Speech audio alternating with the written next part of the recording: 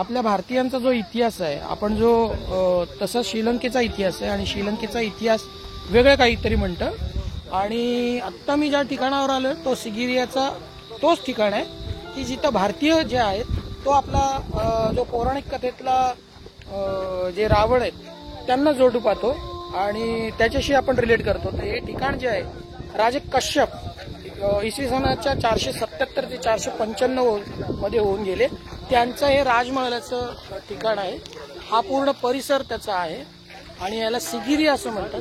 सिगिरिया म्हणजे सिंहगिरी सुद्धा असं त्याला म्हणतात.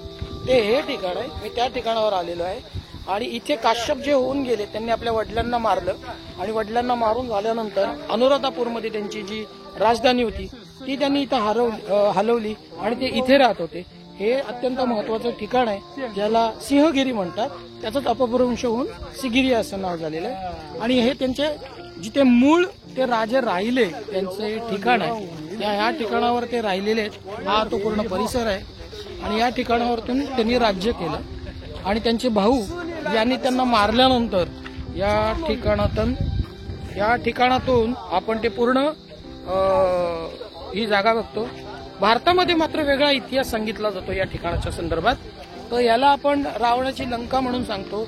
आणि सीतेला जेव्हा त्यांनी आणलं तर ते विमान जे आहे पुष्पक विमान ते इथे उतरवलं गेलं असं आपल्या भारतीयांचा इतिहास आहे जो चुकीचा आहे. खरा इतिहास जर पाहायचा असेल तर इथे येऊन पाहिलं पाहिजे आणि हे ठिकाणाला आपण भेट दिलं पाहिजे असं हे महत्त्वपूर्ण ठिकाण आहे.